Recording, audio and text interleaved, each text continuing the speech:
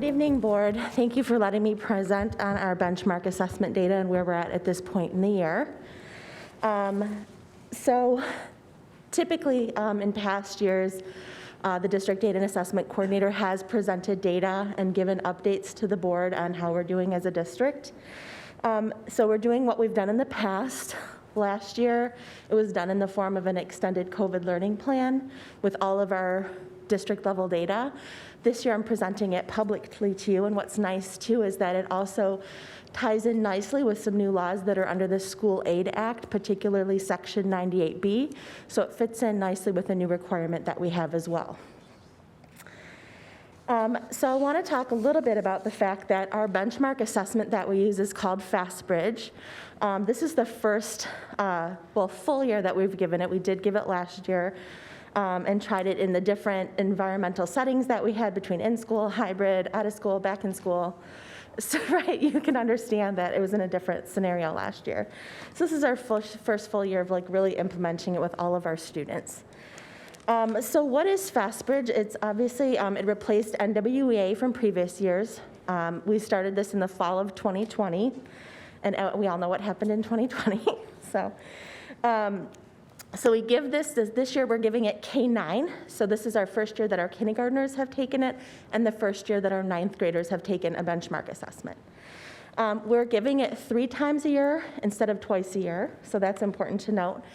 Fastbridge is computer adaptive, which means that as students answer questions or take the assessments, which I'll talk a little bit more later about, it adapts. So some questions are just right, some are too hard, some are too easy, and so it adjusts as kids are answering questions. If they keep answering them right, it gets harder. So it's computer adaptive.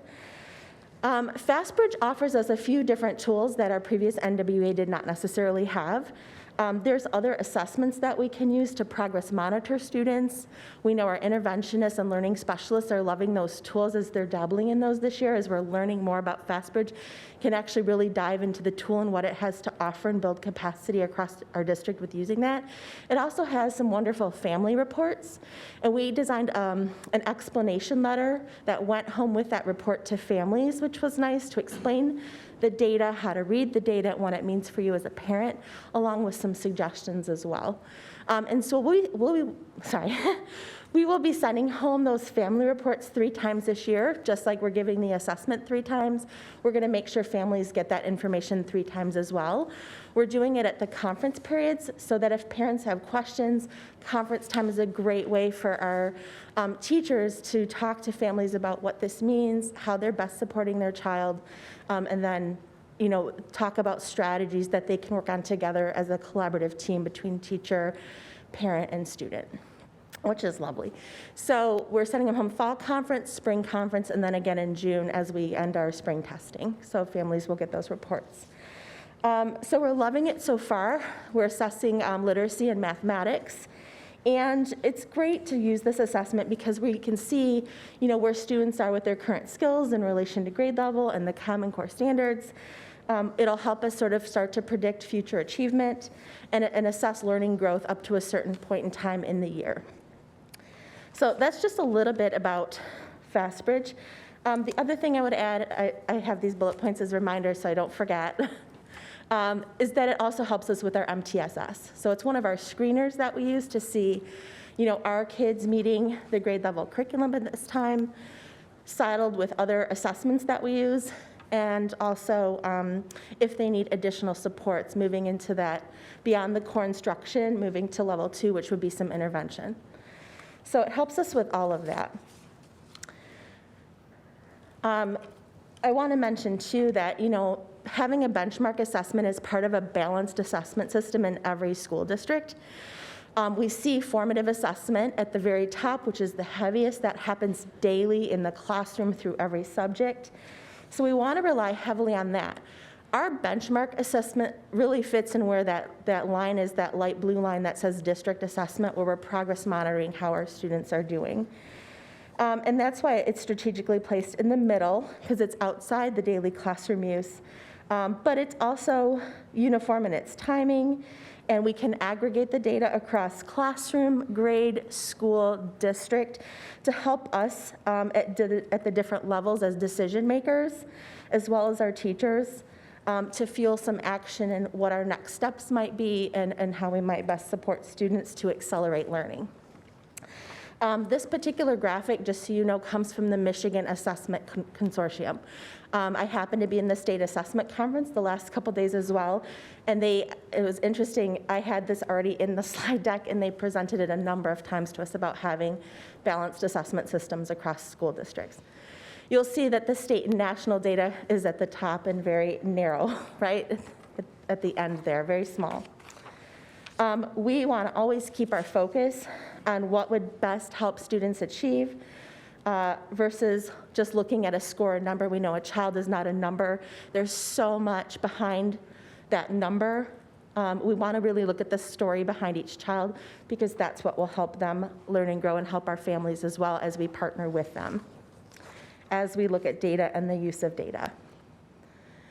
So as we begin to look at the data, just that friendly reminder that regardless of what our data looks like, this is all for our students, everything that we do. And today we're going to have a chance to see what that data is. And just keep in mind that, again, we want to settle this one piece of assessment data alongside what teachers are seeing in classrooms, their formative assessments, their math unit assessments, their reading as teachers are pulling small groups of readers together. All of that information helps us inform and make decisions about our students and how to best support them. So this is all for our kids. So this is just an overview of what you're about to see next. And so next up, you're going to actually see our district level overview. I have all of the grades broken down by grade level so you can see how each grade performed. I do want to point out, I mentioned earlier that we assess K-9, but K-1 in particular in Fastbridge, their assessment is a little different than grades 2 through 9. So in K-1, they take early reading, and I'll talk a little bit more about what those assessments look like and how they're different. And then in 2-9, they take A reading. And as we look at our math, it's K-9, every single student in our district takes A math, which is what it stands for is adaptive math. A reading stands for adaptive reading, because we mentioned it's an adaptive test. That's the way the questions are. And then we'll have an opportunity to take a look at our disaggregated groups for literacy and mathematics as well. So what we see here is literacy. So we see Fastbridge results for early reading in K-1, and then A reading for grades 2 through 9. So in regards to the literacy scores you see here, most grade levels are between 75 to 85% of our student meeting the benchmark in the fall and the winter. So at each testing window, the benchmark expectation increases throughout the entire year. So for example, in the fall, like if we were to look at 4th grade, in the fall, a student was supposed to meet a cut score of 517. And in the winter, that benchmark moved to 522. So if they hit that cut score, that means that they're on grade level or above grade level. And so what you see here is the percent that is on grade level or on track to meet expectations. And then again in the spring, that cut score will be higher. So in 4th grade, for example, it might move to 526. So throughout the year at each testing window, it is an increasing benchmark. It doesn't mean that they're not on grade level, right? The students that aren't hitting benchmark, some, like let's say a child moved from 517 to 521, right? They're only 1 point off of hitting benchmark. So we say some of those students are low risk. If they have a lower score than that, we say there's some risk or high risk. And our Fastbridge reports show our administrators and our teachers where each kid falls, if they're above, on track, some risk, or high risk. So we have more detailed reports that we look at with our teachers to dig down into who those kids are and what might be happening. And it also provides us details in what skills they're developing so we know how to best support them, and then we can share that with families as well. So I just want to mention that so you know what we're looking at, right? So this is the percent that are on track or above, relative, in each of their grade levels, and obviously it's a different cut score in each grade level. I want to talk about the fact that what you see here is there's a drop in kindergarten and first grade. And, you know, the early reading in K1, the assessments are different. So in K, for example, they have 4 one-minute subtests that they take, right, which is different. So they're only 1 minute. In the beginning of the year, in fall, I'm just going to explain the subtests so you can see what a kindergartner might be going through in their day when they assess. They had concepts of print, which was one of the assessments in the fall, which is really about book handling skills. Like, do they know the front of the book, the back of the book? Do they know how to turn the page? Do they know how to, like, your finger might move across the text? So just basic book handling skills. They also had letter identification, sound identification, and then they had some phonemic awareness, which means it's all auditory. So they're not looking at print, they're not looking at letters, it's just auditory. Can they do some rhyming? So in the fall, our students did really well with those 4 subtests. And again, they're 1 minute, right? So it's how much can a child show in 1 minute, right? Especially with their letters and sounds. So in the fall, that was pretty fast, but our kids did good. In the winter, the subtests change. And the way that Fastbridge explains is that there's so many skills kids are learning in K1 across a year to learn how to read. So there's basic early literacy skills in oral language and in phonics that they're learning as they learn how to read. Their tests are trying to be sensitive to how much change takes place in those 2 grades across a year. It is a lot. So in the winter, our kindergartners, for example, it changed to, they still had to do sounds, right, and seeing how many sounds they could do in a minute. The letters are mixed up, so it's not in any type of order. Then they have to do nonsense words. So this is where kids are looking at print. They're looking at a nonsense word. It's a CVC word, consonant, vowel, consonant. They not only have to identify the sounds, but they have to blend it together and say that word. And so these are students, our kindergarten students in the winter are just learning how to read. And then trying to do that in 1 minute. They also had some other phonemic awareness tasks this time that were a little more challenging, where they were looking at pictures and they had to identify the beginning sound, or if the tester gave the sound, they had to point to the correct picture that made that sound. And so I actually took time to go into some buildings and do some of the testing myself, so I could see personally, like firsthand, because this is the first time our kindergartners have taken early reading, what the kids were experiencing. And the one thing I want to point out about the assessments is that they don't tell you everything you need to know about a child or everything that they've learned so far, everything that they can do.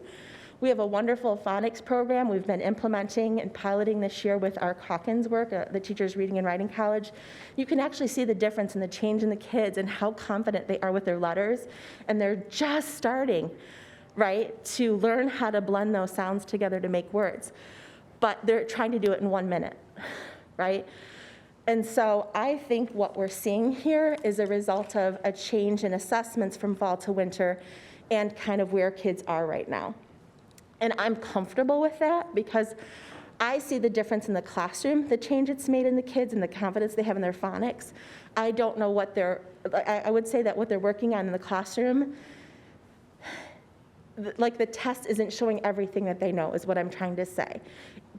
But what's nice about this assessment, right, is that it kind of shows us where these kids are in relation to that.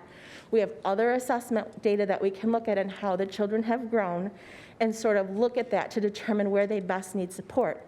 And that's the point of this assessment. It is a screener to see who might need the most help, like who is not picking up their sounds fast enough, who needs help with blending to make those words as they're learning how to read. What it doesn't show us is, as they're studying characters and text, how kids are, like what their comprehension is. It doesn't show us how they're doing in their writing samples, and that's where teachers are pulling in that other data to look at. So my sense in the scores right now in K and 1, since they have those varied assessments, in first grade, for example, one of the subtasks that they do in 1 minute is to read 3 passages at the end of first grade.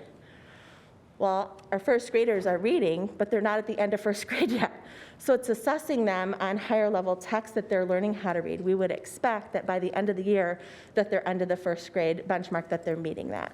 And so I think that's why we're seeing the difference in scores. But obviously, as our buildings and our teacher teams have time to look at the data more deeply, because we've literally just spent the last 2 weeks compiling the data ourselves manually, because the tool in Fastbridge is not working yet. We're working with Fastbridge to get that fixed as fast as possible. But we need time at this point, and I'll come back to that later as well, to actually dig deeper into it. But that's my thought at this point in time, that's why we're seeing that dip. Whereas you see the other grades, right, some of them went up, like fifth grade, went up 2 percentage points from the fall, hitting a higher benchmark, right? The other grade levels are very close. Even ninth grade went up a percentage point in the percent of students meeting that higher benchmark in literacy. So I wanted to give you an example so that you know what the kids are experiencing and potentially why we're seeing that dip. But again, it's a screener. It's useful to us. We will look at that data and see, is it the fact that it's just a minute, or is it the kids are still, they know their sounds, but they're learning how to blend those sounds to read? Okay? As we look at the next set of data, so very similar, this is A-math, so adaptive math is what it's called. We're giving the same type of assessment, K9, so kids go on within a half hour to 40 minutes, because we know that this assessment takes less time than our previous NWEA, and it asks them multiple choice questions, so it's a sampling of how they're doing with the content standards. My thought at this time about the math data, where we're seeing, obviously their scores are higher in math than they are in literacy, but again, our envisioned math program in K5 is heavy language, oral language, written language, and we know if our K1 students are learning how to read and they're starting to read grade level text, my sense is that the reading and literacy skills might be impacting the math a little bit similarly, because there is a lot of language in our math. It's just not as significant as a drop as you see in literacy and math. And I think that's because teachers do a lot of scaffolding with language to support the students with the mathematics in K1. And the other thing I want to mention too, so we think literacy might be impacting, but also we know in the classroom teachers are using so many formative assessments or quick checks for understanding with the kids and looking at their notebooks and their thinking in math, that is supporting their mathematics ability as well. The slide I have for you next is really our disaggregated data, and I know this is important to you, it's important to our state, everyone. And so this is just an overview of our district and how we are doing with each student group. So our district average, if we look at the fall, for example, in literacy, so this includes our early reading and A-reading literacy data, we were at 80% of our students proficient, meeting the benchmark in the fall, and in the winter, that's 76%. My thought at this time is that it went down a little bit because of that dip in K1, like that's affecting our district average. Again, it doesn't mean our kids aren't at grade level, it's just trying to meet that higher cut score, so that's the percent proficient. We do realize that the Hispanic group grew by 1% from fall to winter. The Asian group, the Black student group, the English language learner group, the white group dropped slightly by 1 to 3% less students meeting the benchmark. We know that, again, some of the students may have just moved into that low risk or some risk or high risk category, but that will signal to us who may need a little bit more support or who needs help with what skills. We do see that the students with disabilities, that's the SWD, experienced probably the most significant drop of the students meeting benchmark. They went from 51 to 39%. SED, just as a reminder, is socioeconomically disadvantaged, just as a reminder. I want to go back to students with disabilities, though, and that reminder, when we think about multiple tiered systems of support and the way we see our children, those students with IEPs, students with disabilities, have the most intensive support. So when we look at the pyramid of MTSS and who's getting the most intensive and frequent time intensive support are those students with disabilities. So they're getting the highest that we can give them. So they're at the peak of that pyramid. And I know that everybody's working hard. They will use this information to inform their next steps with children. Our next one then is our math data, the A-Math, adaptive math. In the fall, our overall was 83% of students at benchmark for the fall, and for the winter, it's 80%. So we know that while our students are trying to meet that increasing benchmark, and it's good to have that many students meeting benchmark, we know it's important to look at these groups individually and really disaggregate that and look at that at a building level too to see what we're doing to best support our students. Again, we see that the percentage of students in Hispanic, the Hispanic group grew by 3% from fall to winter. The Asian student group, Black student group, English language learner group, and the white group dropped slightly by anywhere from 1% to 6% less students hitting that benchmark. Again, it doesn't mean they're not at grade level, it just could have meant that they moved into a different risk category. And again, the students with disabilities group, just like we saw in literacy, they experienced the most significant drop of 58% students meeting the benchmark cut score down to 50% in the winter. Again, these are the students with IEPs getting the most intensive support that we can give them. We will use the information from the Fastbridge reports to guide what we're doing to meet the students' goals in those IEPs. So that kind of wraps up our district level overview of where we're at right now. That's also what the state is asking for. We're trying to make sure we're meeting the letter of the law for this year for 98B. So next up, we will see our building level overview. You might not have seen data this way, but this is the way the state is asking for it. So you'll see our fall, because I wanted you to see a side-by-side comparison of each building. So you'll see that for the fall and for the winter, since we have that data now. And then you'll see the same thing for the fall math and the winter math, so you can see each building and how we're doing. And then as part of law, we have to make sure that any public building within our school system that serves K-8 students is reported out. And so I do have an overview of Wing Lake and where they're at and what they're working on as well, because they also serve K-8 students. So you may be wondering, why did I highlight a few cells? And it's really just so I had some talking points for you as I was looking at the data and putting it together over the last couple weeks. So obviously this represents our fall reading achievement on Fastbridge, reported by building, by demographic, so you could see that breakdown. It really gives us to see, time to see how each site is doing. But I want you to keep in mind, we really try to steer away from trying to look at other districts for the fact that they have different students at different levels, different socioeconomic levels, different student populations, different demographics, right? We have that even within our own system, right? Where some schools have more populous student groups and other buildings have less, right? So different demographics even within our own system. The other thing I want to point out as you look at these slides is the fact when you see Bloomfield Hills High School there at the bottom, that is only our 9th grade, because remember, we only give Fastbridge through 9th grade, so that just represents 9th grade at Bloomfield Hills High School. So it represents, again, the percentage of students meeting benchmarks, whatever the cut score is for that grade level for the fall. And, we know our all student percentage is high. It is comparable to previous years, at least with Fastbridge. And, as we dive down into our student groups, we see similarly to what I was just sharing with our district overview that, there's still work to do with our Black student groups, our Hispanic student groups, socioeconomically disadvantaged, which is the SED, English language learners, and students with disabilities. While we see some positive scores, right, we see 100% up there for English language learners at Conant, 82% for our Black student group at Conant, and then Way has some high scores as well. We want to keep in mind, the demographics of each building is different, and we want to look at, where are we seeing some positive silver linings? Are they doing something differently?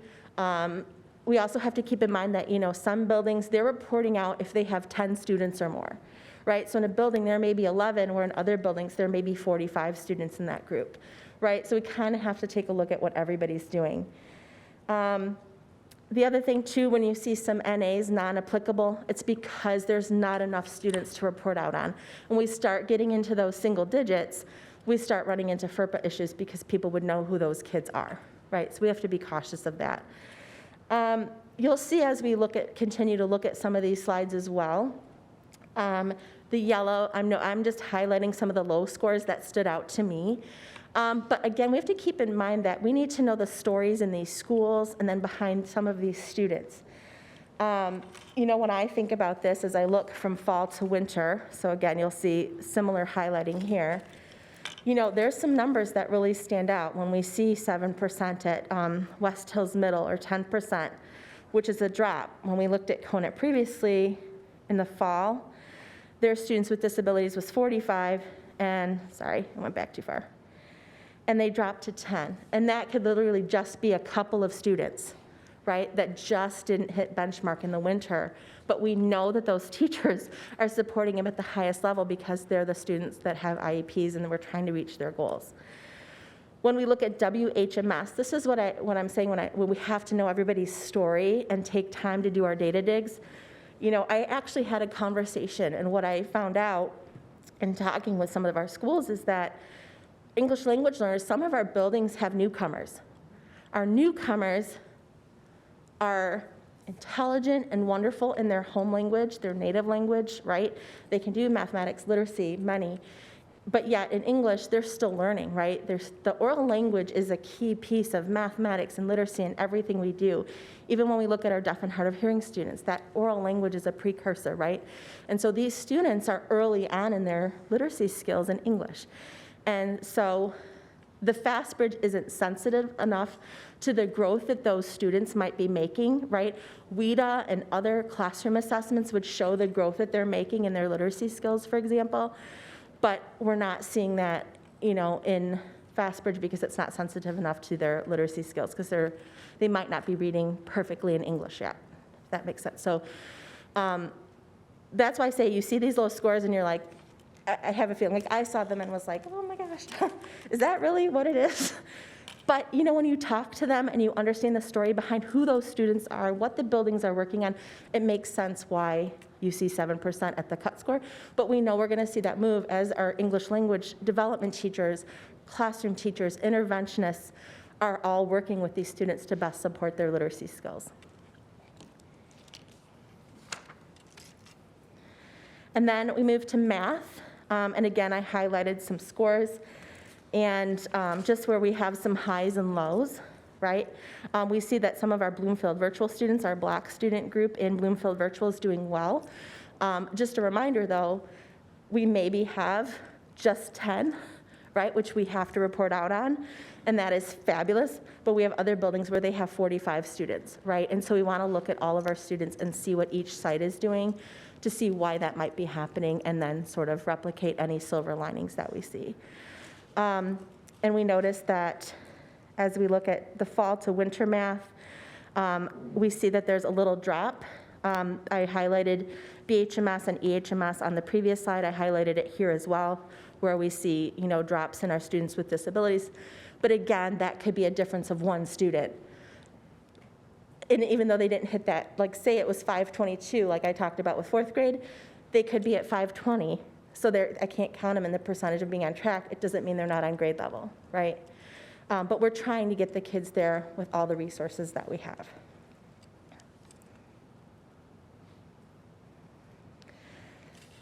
So that's our building by building, which you have, and you'll have more time to look at, and our buildings will as well. I did want to take some time and opportunity to talk a little bit about Wing Lake because they are doing some amazing work. I've been personally working with Rebecca Anders, who's the administrator there, and they use 2 different assessments. They've adapted a bridge assessment for their students, K-9, and a literacy assessment that comes from the Macomb ISD that better fits their students and their abilities to see if there's any small change in their learning or growth in learning. And she's taken time to disaggregate the data as well to see how their kids are doing in the same assessment. And so she's doing some amazing work at Wing Lake. They're looking at where they need to close opportunity gaps, how they can embed more academics in their time and their learning and instructional opportunities. They're taking time to look at early math routines, number of the day concepts, and research-based best practices that would support students with those type of needs. So that's the Wing Lake data, and they have adopted math and literacy and SEL goals for their building as well to align with our district and our MyKIP, which is wonderful. So some key takeaways, at least this is just my 2 cents on what I'm noticing, because like I said, with the learning specialists, the instructional coaches, the interventionists, and myself have really just taken the time to compile the data. We really need more time for us to go back to building teams, to go back to administrators and really dig in and analyze the data and decide next steps. And that's what we're supposed to do with the screener, right?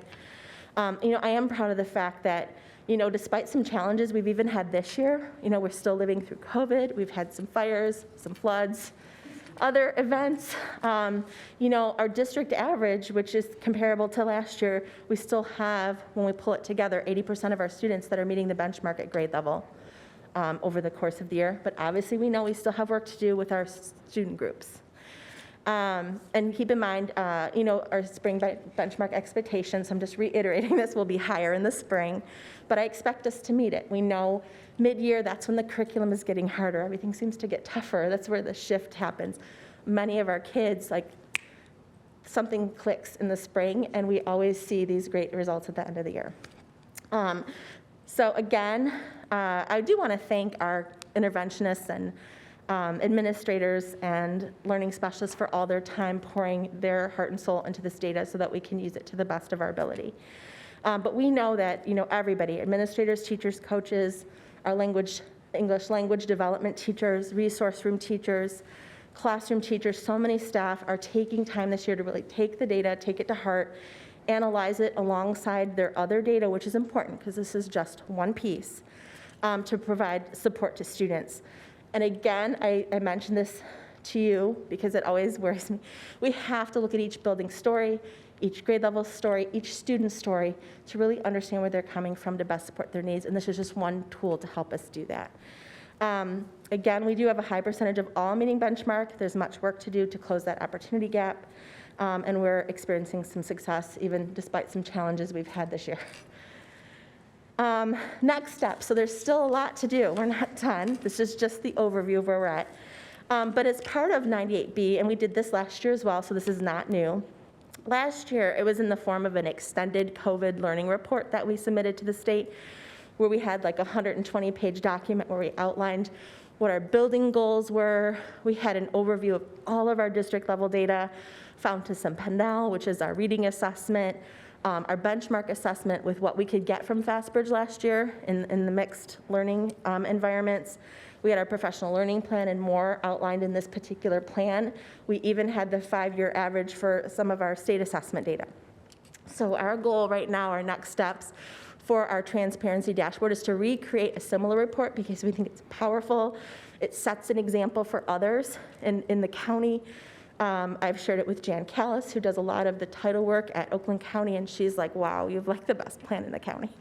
But we're gonna recreate something like that because we think it sends a message about how we are caring for our students and looking at a balanced assessment system and how we're supporting our students and how we can tie in our strategic plan, MyKIP work, and sort of compile it into this executive summary, right? So we have that to work on next and get that shared out to the state. The other thing that we're going to do quickly, because by the end of the month, which is Monday, so it's coming up fast, MESA shared out this wonderful template to meet the progress report for 98B in the law. So we're going to quickly make sure we have that captured in their example template. So we're going to summarize the data you saw tonight into this template, where again, it's really just breaking down our disaggregated data by group, it's breaking it down by grade level, and talking about where we're at with our mid-year goals. So we'll make sure that gets submitted by the end of the month. And then we also need time, I feel like I'm reiterating things, but we need time for our building teams to review their data. We have not had time to do that. I have not had time to take a deep dive into the data yet. I need more time. And then looking at alongside other data and get into it in our data digs and our grade level teams and our content teams. Learning services team needs time to then meet with those teams once they've had a chance to meet to see, okay, how can we best support you?